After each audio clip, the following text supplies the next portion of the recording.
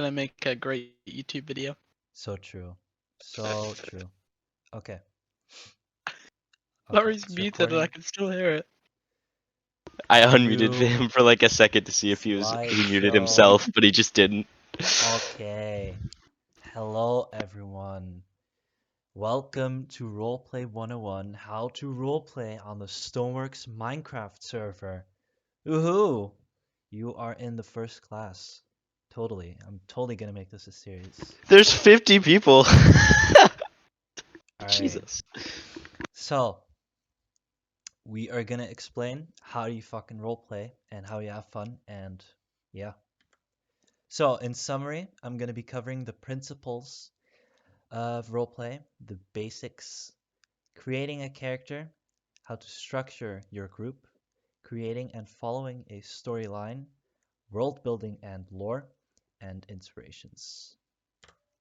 Okay, starting out with roleplay principles.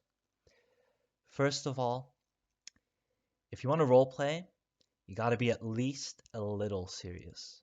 So be serious to some degree. I see a lot of people, they don't take it seriously at all, and the Like people Hatchet who Doctor. troll, yeah, like I Hatchet. always take it seriously.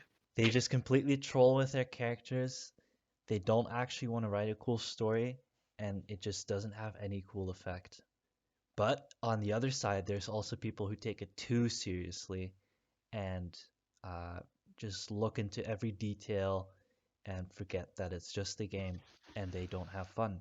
So there's a Abjon. difference. Yeah, exactly. There's a difference between people who troll and people who try hard. Don't do either of those.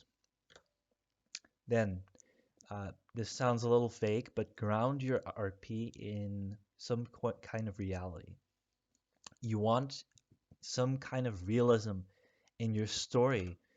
You basically, when you write a character, don't try to exaggerate too much. Make it so that if you lived in this world, that this character would do things that you believe they could do, right? If you write a character, just ground them in the world you've built around them. Have fun is also important. It's still a game. You gotta have fun. Make sure other people can have fun as well. You're not the only person in the planet. Yeah, it's kind of logical. Remember that it's just a game. Don't take it too seriously, like I just said. Just play and have fun. Communication is key. Always communicate what your character means, what they're gonna do, what they're feeling, so other people can base their characters off of you, so you can play with each other. It's important to tell each other what you're doing. For example, yesterday we had an event and like everyone wanted to raid and you know crash the event, but no one really told me, and it was like super chaotic. It would have been better if people had told me, and then we could have planned it out better.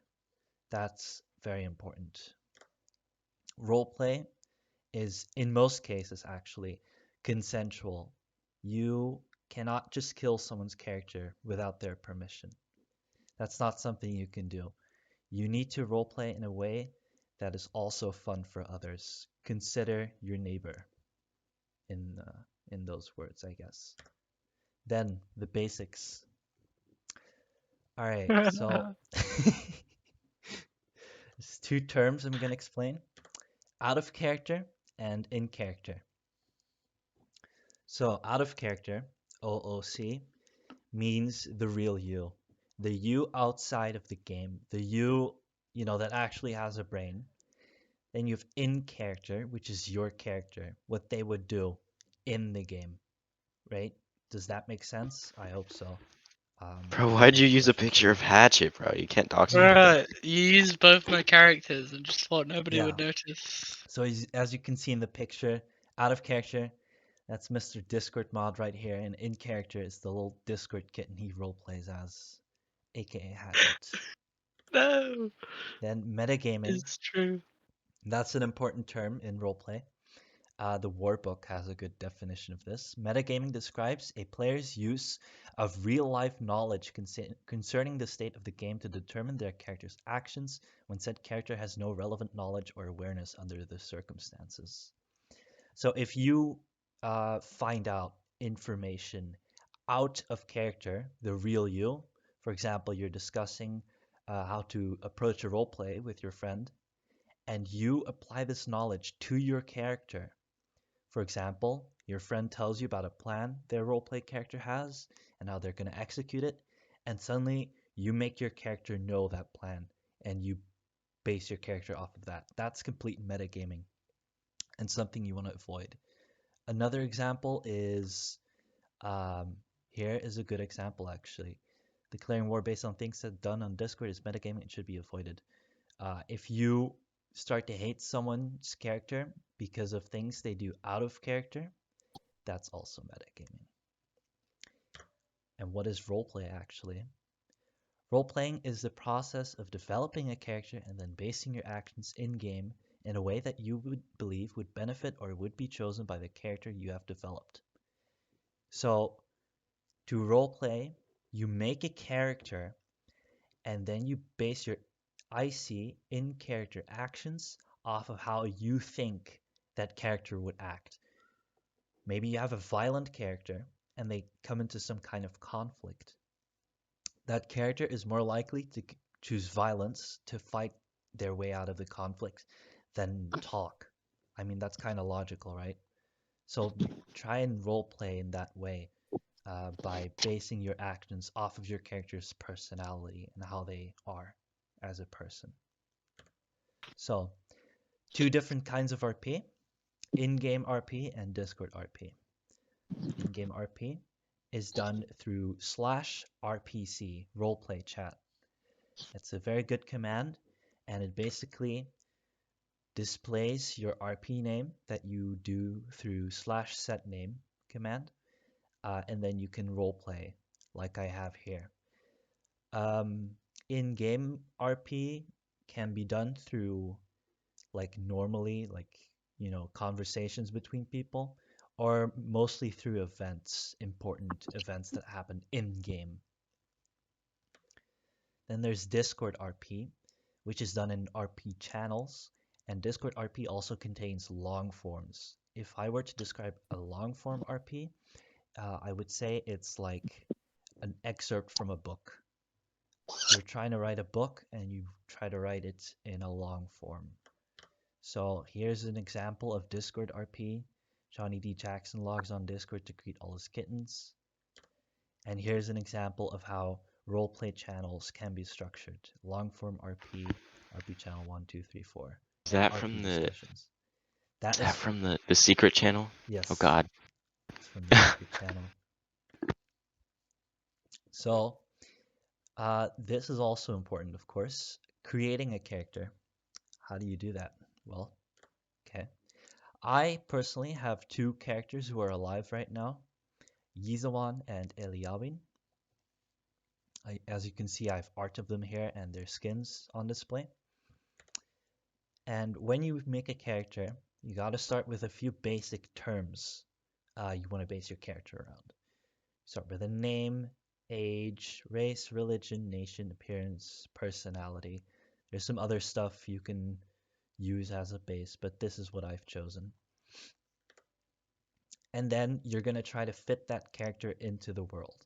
So basically, when I started out with Eliawin, she was the daughter of the king, and she had been raised in a small village to be safe. So she was based around that. She was the daughter of a human and a half-elf, so she didn't have like the blue skin. Okay. And then Yizawan, for example, he had some interesting conditions at his birth, so he's kind of like a untilted character, tilted character who's fucking crazy. And yeah, he fits into the world as himself, I guess. Also, round characters versus flat characters, or 3D versus 2D, something you gotta consider. Is your character a round character? Generally, you want a round character. I'm gonna explain that later, what that actually means. And you can have multiple characters. That's not a bad thing because multiple characters means you can fulfill multiple functions. For example, for a while, I did my Anglunian politics with Yizawan, and I did my royal family, House Nuwan. I did that with Eliawin. So those two role plays were separated by these two characters. And what you want for your character is some kind of representation. So a Minecraft skin is good to start out with, and then when you have the chance, maybe you can commission art or something. Like I've commissioned some very nice portraits here. A guide for Angluni specifically is here. I'll be posting the slides later. You can read that. It's also in the info channel if you're curious. Then, okay, character study. Okay. So there's 4 kinds of characters: round, static, flat, dynamic. A round character is layered, as you can see here. They are like a real person, like how you would actually feel knowing a real person. They have different traits. They are relatable. They contradict in some places.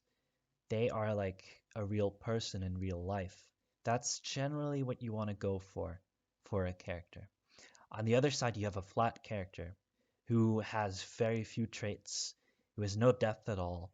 It's basically like, I don't know, the character's fat, and that's his gimmick, and there's nothing much else about him.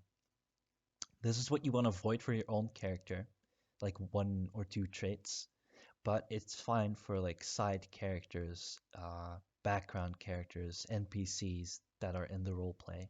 Not every character needs to be deep, you know? Then there's these two.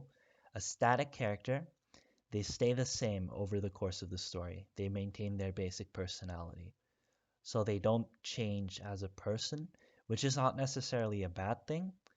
Not everyone needs to evolve, but it's also very interesting if you make your character undergo some kind of transformation.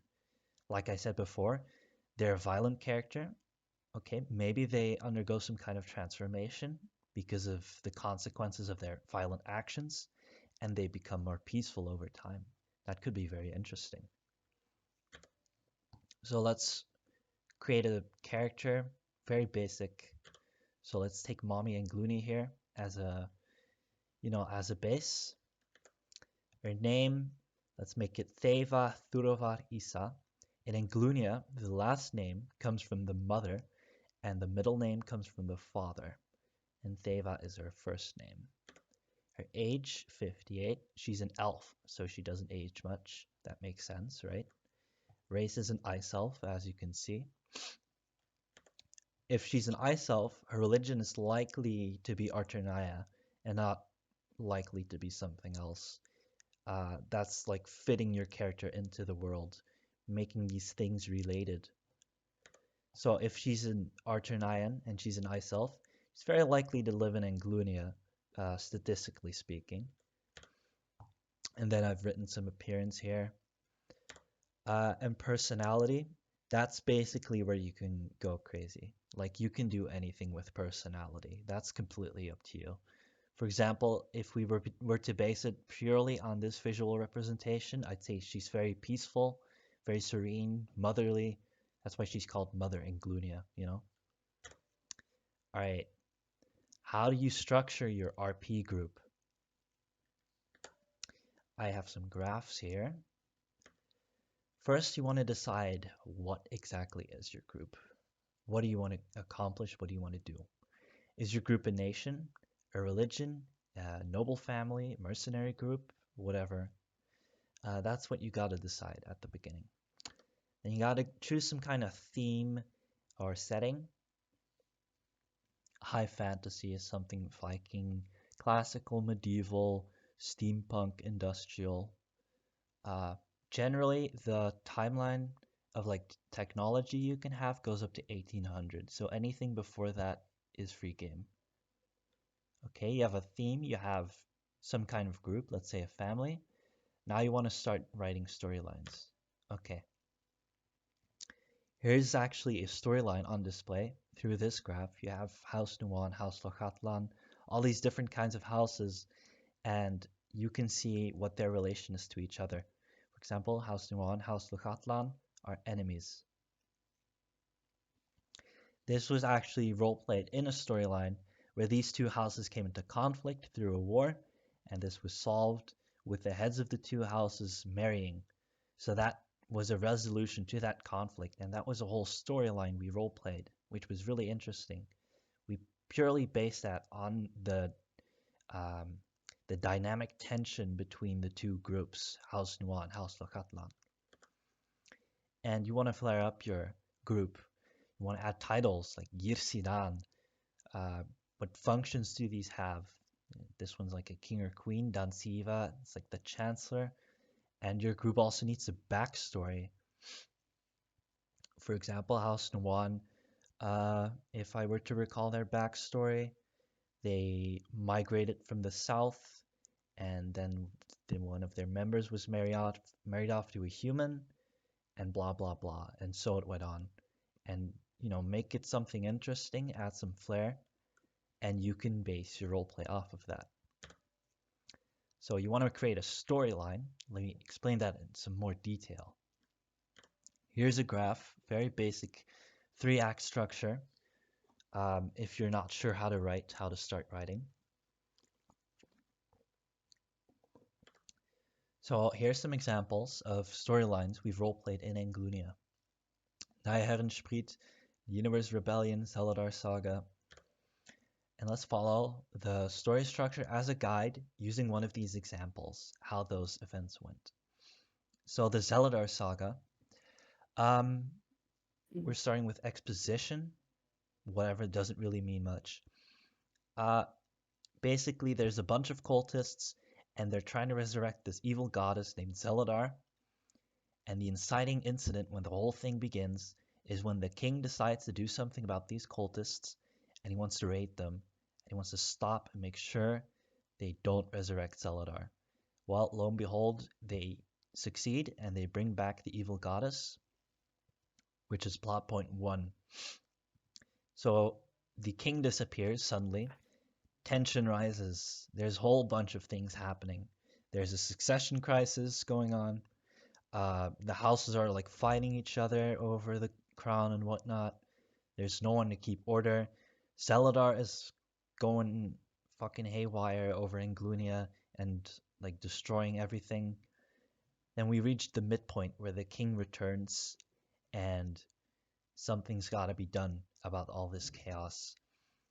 So we reach into plot point 2, where the king retakes the capital from the Zeladar cultists, and he goes on into the climax to go and defeat Zeladar and bring an end to the whole crisis. And that was a really cool and interesting saga that we roleplayed in-game mostly. And we did this whole thing with involving players. We involved our player base into the story itself. For example, in the inciting incident, those cultists were roleplayed by Hatchet and so on. They actually went in-game, they did some rituals, and they brought back Zeladar while a bunch of poor human sacrifices watched on. That was actually a really cool moment. Or in plot point 2, where we retook Isaz, the capital, all those players, went in-game and they fought for their city. And that was also really interesting. So if you involve your players in the role play, make sure they have some kind of effect on the story as if it's a D&D campaign, then you make things super dynamic and super interesting. And that leads us to the backbone of your story, so to say, world building and lore. So world building is the process of constructing a world, originally an imaginary one, sometimes associated with a fictional universe. The fictional universe we're in is the Stoneworks Ratham universe, Rathnear and Eldam, and everything is kind of connected, but because there's like 1,000 people role-playing and world building, that's not always really the case, and everything's kind of fractured. But if you want to write a story, you gotta have some lore. I've separated a few categories you can focus on. There's history, which is the backstory of your group, the backstory uh, that leads to events happening. It's pretty important. Nature, just like general, the setting of your story, geography, flora and fauna, etc. It's not very important, but if you want to add some flair to your story, if you want to do some cool stuff on world building and that's your interest, then go ahead and discover some animals or like plants that you make up. That can also take the form of the Nihirnspreed with That's true. the the flora coming in and interacting with people as Yeah, well. that's like integrated into the world because the Nihirnspreed is like an actual thing in the world of Stoneworks. Or like drugs, which we have. You can have like RP drinks made from uh, like custom spices. That's a cool thing we can do if you have like the money for that and you want something RP in Stoneworks. Culture is also a thing. Customs, clothing, religion, that kind of stuff. Your clothing you can also do in game through your skins, or you can have custom armor you buy from Stoneworks. Custom weapons, also a thing. Religion, that's the whole thing on its own. That's all in the culture of your story, of your characters, and that decides how they act. That decides how they relate to each other. Culture is very important, and I suggest you look up how culture works and how to world build a cool culture, so you can give your characters some kind of identity. And one thing I personally really like, and which is really cool, is a conlang, a constructed language. If you have a group like a race or religion or nation or whatever, and you're pretty deep into the role playing, world building, I suggest you start a conlang. It's a really cool project which adds more culture to your group.